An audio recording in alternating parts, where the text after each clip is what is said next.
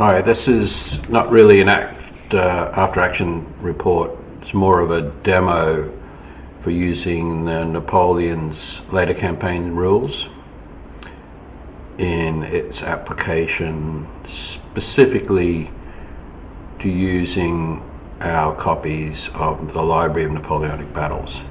So I will concentrate on some of the aspects of the Napoleon's later campaigns, here to refer to as NLC, and let's kick it off.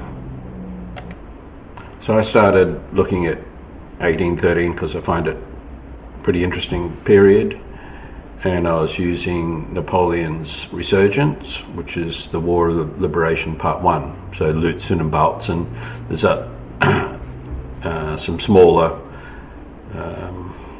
one corps versus one corps battles in there as well, but they're the main larger battles in this set.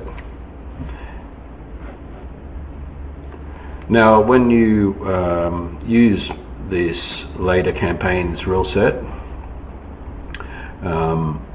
what's the same is use the OSG map, so Library of Napoleonic Battles made by OSG, and use their pieces, and some of the rules are brought over and transcribed into scenario files, which are like a rejig of the study folder you get with OSG. So game or battle specific or campaign specific rules for that box set of the Library of Napoleonic Battles. So things like roadblocks, improved positions. The summary of the differences would be it's a different terrain effects chart. The sequence play is different. It's chit pull unless you're doing team play or play by vassal, in which case is I go, you go. Units have a morale value. You can use the center number on the OSG pieces. You just add one to them. And there's a common fire table for assault, and assault includes fire and close combat in this scale. It's a 1 hour, don't forget this scale, 500 meter hexes. It's also used for cavalry charge and bombardment. Line of sight's a bit longer. It's only Zock-Lock in particular cases, when units are ordered on the attack or probe, but particularly attack and defend sometimes. Stacked units of the same division can advance without a leader, so that's a difference. And there's really neat infantry, cavalry, artillery interactions that you really have to read the rules to get into, but I'll try and cover some of it. And to do the crossover, it's worth making a copy of the turn record chart for each team, usually 2 versus 2, but I guess Leipzig, and you could probably do 3 versus 3. And the reinforcements there, you roll for those. They might end up 1 or 2 turns earlier or 1 or 2 turns late, and keep that as a surprise. And then there's alternate reinforcements, just like in OSG, but they're rolled for every weather turn, and there's you need to roll snake eyes or a 3 for those, so they don't happen much. But then the unit morale is noted, and then the ratings for the officers in the OSG things scenarios aren't very accurate. For instance, the Prussians was rated really down even in 1813, and so you use historical knowledge and other games that have leader ratings to modify those. And particularly for the third point, the coordination chit, to get a coordination chit which allows 2 organizations to work together to attack the same target, you have to roll 2 less than the commander's rating, so you want to make them at least 3, so there's a 1 in 6 chance that they get one of those markers. For instance, Napoleon's normally a 5 early in the Napoleonic Wars and drops to a 4. If you're using the cards, there's a card lookup table in the scenario file as well, and also on the NLC website. And then what weather probability, if you're using random weather, then you need the probability chart from the OSG, or just use historical like we do. And then initially you need the written orders at the beginning before you start, so all those orders are considered in place. And since we never play the battle scenarios, we always play the approach to battles, 9 times out of 10 they're going to be a march order. And then you need to set up your a display for the reserves and rally, because it works different than the OSG game. Here's a copy of the file I made for Napoleon's Resurgence. I'll quality check that with a few more playthroughs and then post it or send it off to Marcus Dumpter for him to quality review it perhaps. But you put all the specific things in there. So for instance, in this one, pontoon trains are very important, and I've set scenario objectives to make sure that the approach to battle fits in with the overall strategy that was clearly apparent in the spring of 1813.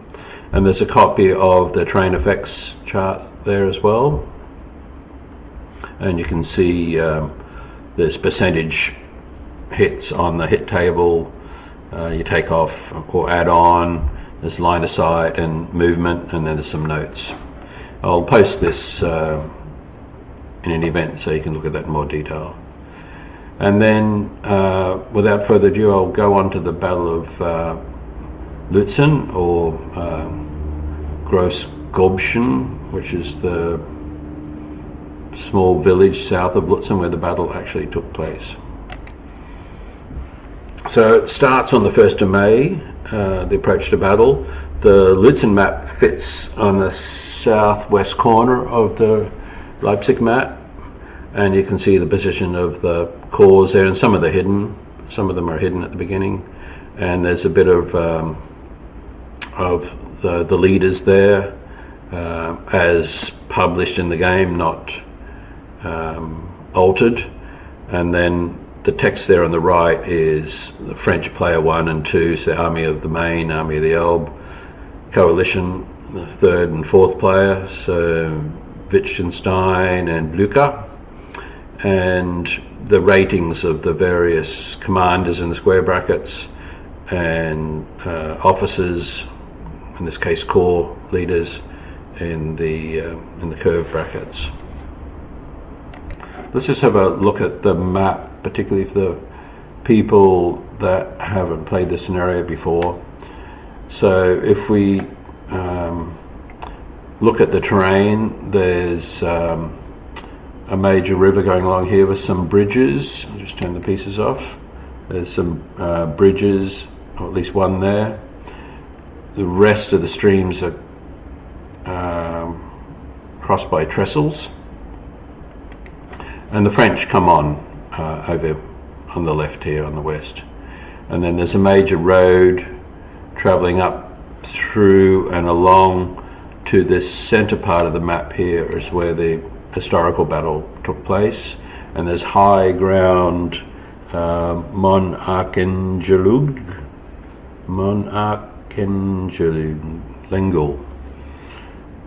great German name, the Monarch's Hill or something maybe. And then there's a creek running around that called Flog's Garden, maybe that's Flower Garden Creek or something like that. And then there's Leipzig's up here, and then there's a major river here is the Elster, and there's bridges across there, and the coalition start to the east and hidden of that river, and the French aren't sure which access bridge they're going to use to come across when they activate. Most of what I'll be describing today is my battle took place in this centre area here, so that the coalition could withdraw to their supply sources near Profrin near Greuterich and get across the river. So Pegau was a major site, and these villages of Zitzen, Kitzen, Grolstans, Dalzig, Werben, Stonchik. That's where the main battle took place, and you can see the roads and the high ground around there. Looking at the forces,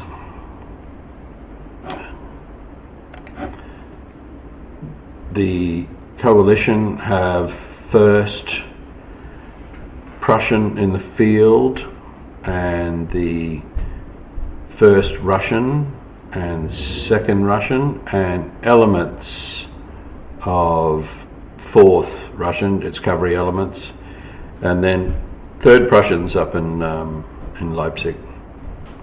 Reinforcements come on, Blucher's 1st, and then the Russian 5th are the main ones, and then right near the end, and difficult to get into any effective way unless they're lucky to roll an early start, is 4th Russian and the alternate reinforcements elements of 4th Prussian Corps.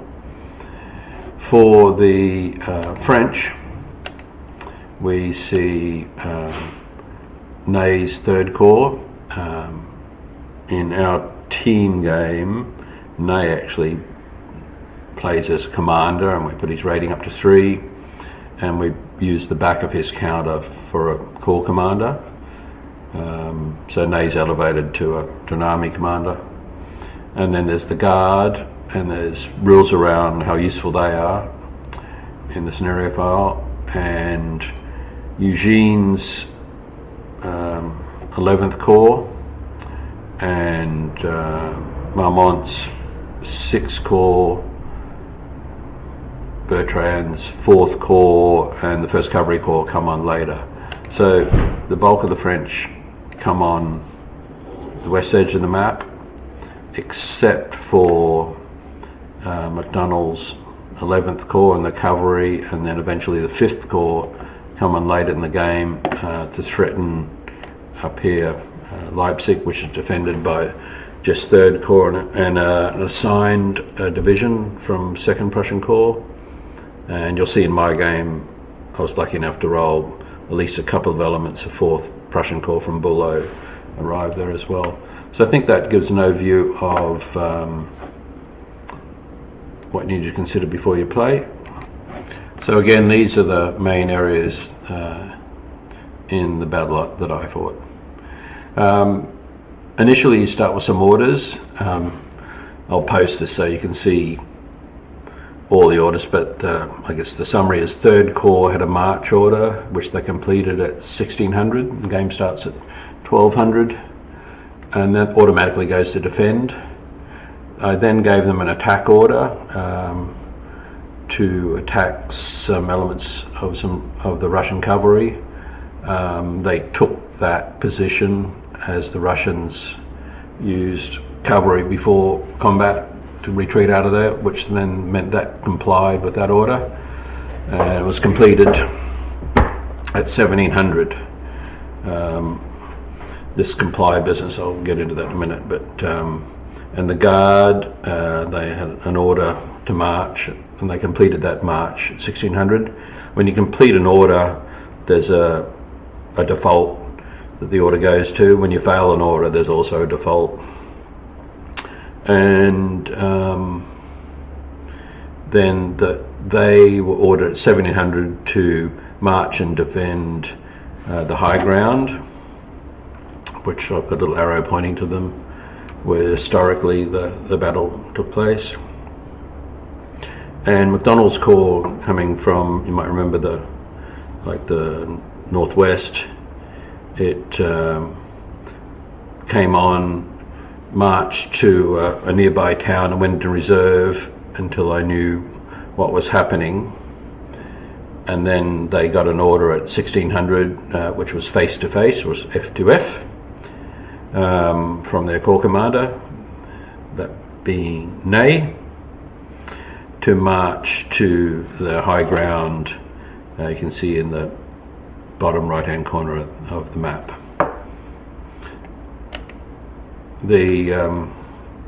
Before I go, the objective of the French was to achieve demoralization of at least 3 coalition corps, and that's because they're trying to separate the Russians and Prussians and eventually relieve all the garrisons in Poland and Prussia that they left behind after the retreat from 1812. The coalition's objective is to demoralize 1 French corps, so trying to capture get stuck into one of the leading corps and then hightail it when the rest of the French of the army comes on. So there's various orders there. I won't bore you by going to those, but basically sometimes orders are followed, sometimes they're not, sometimes they're achieved, and sometimes it becomes apparent that the order you've given 4 hours ago isn't very appropriate anymore, but tough luck. You've got to try and send another order, which they again may be tardy in adhering to, or there's a possibility sometimes of even ignoring. So at the end of 1st of May, these were sort of the positions. So you can see Prussian 2nd Corps up here, Prussian 1st Corps had come on, Russian 1st and 2nd Corps were in this area, the 3rd French had taken Kitzen, the Guard was in the high ground, and leading elements of Marmont had come on and marched. And one of the rules, when a march order is going to enter a ZOC, it automatically reverts to defend, because I hadn't said march to an attack. And so that was the situation at nightfall. During the night there was some more movement, not that much. The main difference being on the bottom right hand corner is that the commander Wittgenstein arrived, and the Russian 4th Corps, which is really strong in artillery and cavalry, started to arrive. And which brings me to a point, when you study the order of battles, the French are much stronger in infantry, some big units which can take like 3-step losses, whereas many of the coalition infantry is small, so you have to beef them up, stacked with artillery, but there's lots of cavalry for charging and for screening. Beginning of the next day, orders went out for the French basically to attack, with 3rd and 10th Corps converging, while 3rd Corps stood as the anvil in the southwest, and Guard in reserve. Likewise, with the coalition, Blücher's group went on to delay orders. Delay orders quite different from defence. Your troops are out in front of the target for the delay, so the order won't fail until the troops have been pushed back and that target has been taken. And some of the Blücher's troops in the north defending Leipzig were on a delay order on a town in front of that. The Russians and Wittgenstein were on defend orders mostly, and Russian 5th was probing towards the Flobgarden trestles to see whether they could achieve the objective of maybe demoralizing Prussian 6th Corps.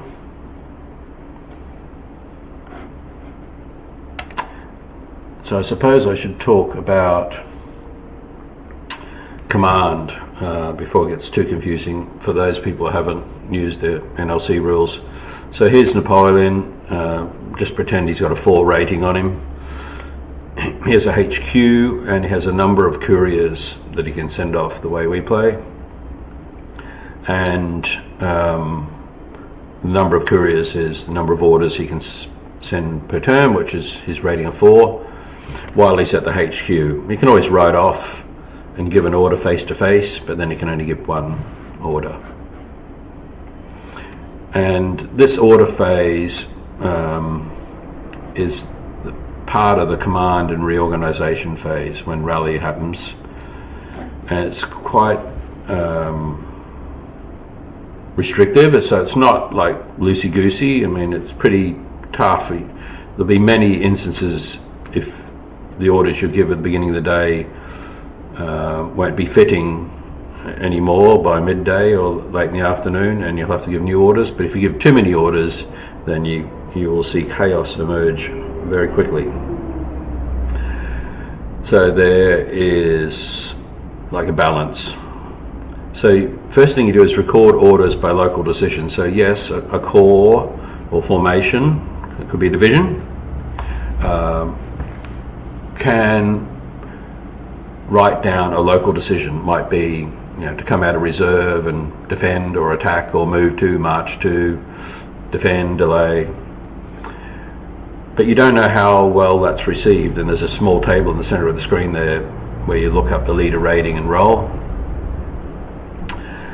Then you check success of any order. So is any formation you've got currently, have they succeeded their order? If so, then that order changes. So you can't, if they've taken a hex, then they can't keep attacking that hex. So that changes. Then has anyone got an order like attacking, probing, defending, and you check for confidence, and most officers are pretty good at passing that until they're demoralized, but there's a chance. Then you send new orders, and you write down when you sent them, when they'll be received, or you can put the order with the ADC and he rides off. Now, they ride pretty fast, so they're double speed on roads and trails, as are the leaders. Then finally, after all that, any orders received, so face-to-face orders will be received, or orders within 3 movement points will be received that turn that they're given as well. Face-to-face, you'll get a modifier. Then you check for compliance. And then after all that, when you think you've done everything, you haven't, you got to check those local decisions. So that can go terribly wrong, because if it's a bad move, then the opposition gets to move them, and sure as eggs are going to move them somewhere you don't want them to. So that order compliance, that's the table in the center. So basically you add the commander in square brackets. In this case, Wittgenstein's a 3, not a 1 as on the counter, he's a 3.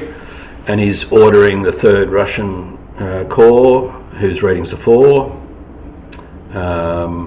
So you look up the 7 column in that table, you roll 2 dice, and you take the best result you can. So if you roll 8 or more, you get a C, which is a comply. If you roll 4, 5, 6, 7, then the order will be complied with in 1 turn's time. If you roll 2 or 3, then it gets an R4, and you've got to keep rolling until you roll a 1 to 4. Then there's shifts on that table. So attacking someone who's going to order, you've got to go left 2. So in our example we use 7, would now be on the 5 column. So if we roll snake eyes now, that would be ignore, because that would be below 3. You also go left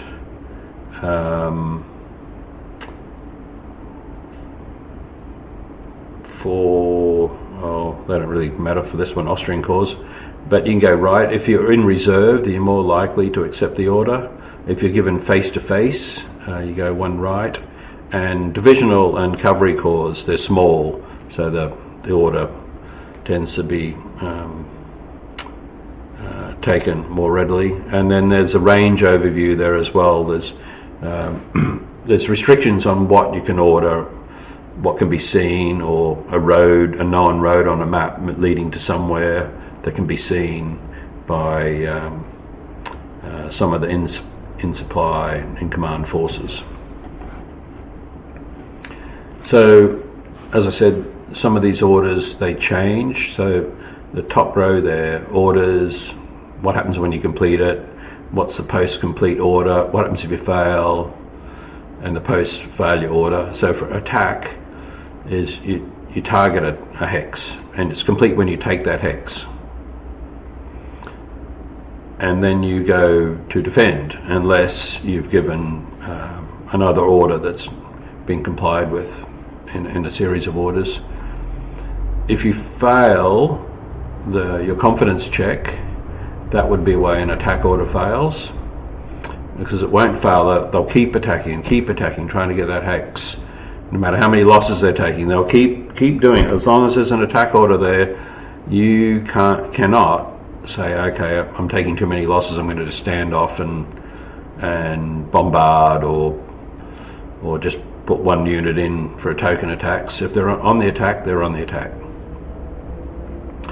And so it's quite attritional. If they fail their confidence, then they fall back. So they exit Zox and go back 3 hexes. A probe order is a little bit different. Same way, you target a hex, and if you get it, you defend, but I put it in grey because rarely we'll use a probe to actually take a place. It's more or less keeping the enemy busy so they can't do something else like a spoiling attack. If it fails its confidence test, it falls back.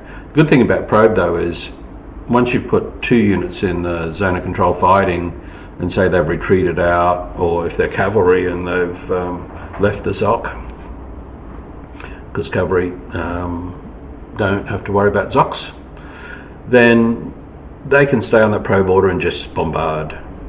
So it's an order that I think good players would use a lot more than beginners. Defend order is you defend a hex, and if you fail it, you fall back. Delay, you defend a hex that's behind you, and if that's taken, then you fall back. Well, you're probably falling back on it anyway, because that's why you gave it a delay order, because you don't have the oomph to defend it. And then there's fallback, reserve, and retreat. There's a table here that shows what you can do with various orders. I won't go through it all because it'll take us forever, but basically some orders you enter ZOCs, and some orders mandatory attacking, some orders is not mandatory attacking. You can always bombard on every order, and you can always reaction charge on every order, but I'll leave that. So at this point I'll just take a quick break before I get into what happened on the main day of battle, which was the 2nd of May. So as I said, my coalition solo effort here, as I was trialling this for our gaming group, there's no way I wanted to fight too far away from supply sources. I want to be able to run back through the river, so I even put pontoon bridges in places that I might need to skedaddle away from the French. So at 0700, the French got a few coordination rolls with the 3rd and the Guard Cavalry, which pushed against the Prussians. The Prussians end up changing orders to a delay order, and the French also pushed with Guard artillery and some elements of 3rd Corps against the small Russian 1st Corps, Berg's Corps, and they got pushed out of the hex, so their order failed and they began to fall back. And so at 0900, Russian 4th Corps, I had to send an order, luckily it was complied with, to move up and defend that gap. Around midday, the coalition had initiative. The French got cooperation again. There was a Prussian stack trapped. There's an arrow pointing to that one near the yellow dot there. and the defend order for the remaining Prussians here of Blucher's Corps, the ones with the red I'm highlighting, they're behind a crest there. So they were in a good position, but this this unit here was surrounded. Now in the combat phase, some of the artillery here, when the French attacked, they did a reaction fire upon this hex near the yellow dot, and they were lucky enough to disorganize some of the attackers. And also there was a possibility of a reaction charge from the cavalry here, but they, from memory, they failed their morale check on that, so they didn't do that. So that was the main activity there. The Russian First Corps actually became demoralized and fell back, and you can see it over here. His Berg's got a D on him for demoralized. He's making his way towards this pontoon bridge to get in the background and go into reserve orders, ready to get troops back for the next day. And the Russian Second Corps was ordered to bombard. They were tired of getting that order. That's why they got a 1-turn marker on it. And the Fourth Corps, as I said, came up to fill this gap.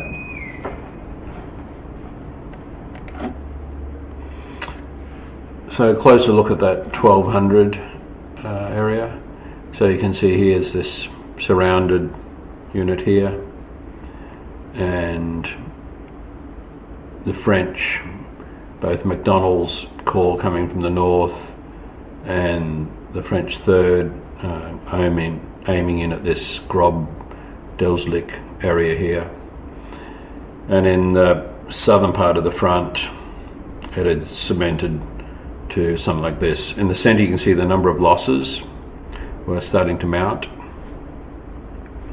And there's some orders there on the right, I won't go through those, but basically the normal sort of thing happened when you're playing the NLC system. Some orders were adhered to straight away and some weren't, and I even had the odd ignore.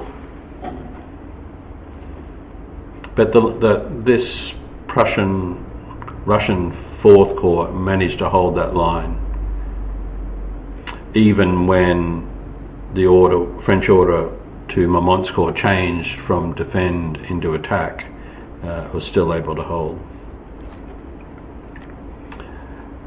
But eventually, in the afternoon, that Grob-Delslik area became undefendable, and so new orders went out to the Prussians to fall back, or a mixture of delay and fallback orders. Very scary when you order those in the system, because one might comply and the other doesn't. But so that can leave someone very susceptible to an attack. And also I started to draw back the Prussian Fifth Corps as well, and the French Fourth Corps started to come on around now, with the possibility of outflanking the left flank of the coalition army and cutting them off from the supply sources. So new orders went out to counter that. By 1600 hours, you can see the French Fourth coming on the left on the top map here, and they actually broke in through the relatively weak Russian Second Corps.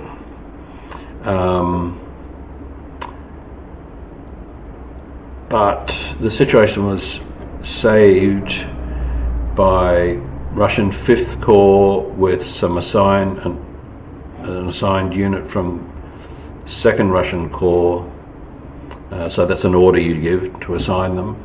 There was a large cavalry charge which counterattacked and pushed the French back. The French 6th Corps had taken so many losses that it was 1 point from demoralization, which would allow the French to achieve their objective, and in the scenario rules they wouldn't therefore lose 4 victory points. So I decided to send Marmont a fallback order to avoid that, not give the French give the coalition an easy victory, but they got that order late, so they got a 1T, so that was a bit risky. I should have probably sent that order earlier when they were a fair few points from being demoralized. Meanwhile, so far now we have Russian 1st Corps demoralized, and the French need another 2 corps demoralized, and there are 2 that are getting very close, the Prussian 1st and the Russian 2nd. At the end of the scenario, it ended pretty much like this. So you can see in the south, the line fell back, and you can see that the Prussians actually moved back over the major river. The Guard was deployed after 1600 hours, as it can be according to the scenario rules, and MacDonald's Corps had been ordered north to try and get some victory points against Leipzig with the 1st French Corps and the French 5th Corps. So that's the map on the top right hand corner. MacDonald's didn't actually achieve getting there, so it was probably a mistake. I probably should have done something else with them, but anyway, here's what it is. So the victory points at the end, with the French 3rd Corps had lost 14 out of 33, so 42%. The 4th Corps had lost 76%. 5th Corps nothing. 6th Corps had lost 23 out of 24, as I said, 95%, so they're almost demoralized. The denominator isn't the total strength points, sorry, it's the demoralization level. And the 9th Corps was 32% of being demoralized, Guard 35%. Total losses 65 strength points. The Prussians had lost 61, but that had 2 corps demoralized, but not 3. That was important. So the victory points were, both sides didn't achieve their objective, so both -4, so they cancel out. There was no victory points for the losses, because the losses were 65 to 61. It was very close, attritional battle. No supply sources taken.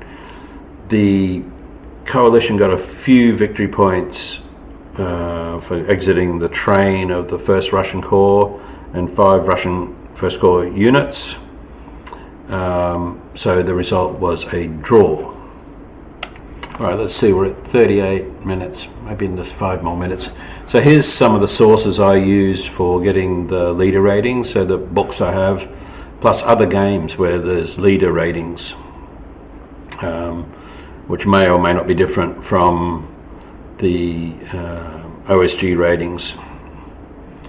And I've already been through command.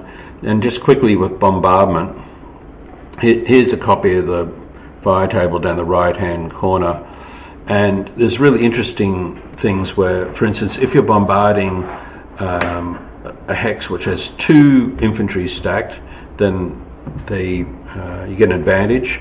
Likewise, if you're bombarding and you've got a cavalry next to you ready to reaction charge, the opposition have to say to them, "Oh, I'm going to fire. Do you form square?" If you don't form square, then the reaction charge goes through. If you do form square, then the bombardment goes through, and reaction bombardment, and it is more effective. The first loss is always a disruption, and disruptions halve units really. And if they bombard, they can't move, and only artillery stacked together. And the most important change from the vanilla rules for OSG is the bombardment can be at 1, 2 or 3 hexes. So 1 hex, not 2 or 3, as in that. And cavalry, there's if you're charging in the flank, or your reaction charging someone who's advancing or retreating, or has moved more than 3 movement points, there's advantages to doing that.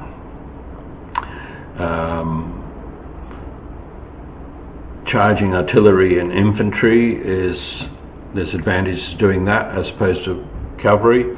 Oh, and by the way, I forgot to say, artillery is good on the defense. It affects the morale checks of the attackers or the defenders. So movement, there's lots of the movement is quite short, but there's lots in there you need to comprehend about when you move things and why you move things. And with assault, there's also a number of times besides just terrain where you get modifiers. So there could be, as I said, if you've got artillery in the stack, there's rules around what units have to be taken when you take a step loss. So you don't have like chits for losing one factor. One step loss is you flip the unit. Second step loss, it goes off the map. When it comes back on, it's really not dead. It's just combat effective. When it comes back on with a rally later on, it comes back flipped. And if it goes off again, it'll still come back flipped. Some big units have 3 steps though, if the unit's above 8 combat strength. And I think that will do us for the end of this. So there's a copy of the full assault table and the rules. Oh, there's fire distribution. So, if you've got a line shooting each other, then the fire has to be distributed. There's no actual soak-offs like in OSG with artillery or anything like that. So you got to distribute the fire, and mandatory attacks if you have an attack order or a probe order. Defend order you don't have to, but you can sometimes. I won't go into the reasons for that. And then there's post assault actions on where there's a really intricate and fun Mexican standoff on who's going to take an optional retreat or not to reduce their losses. So with that, I think I'll call it a day.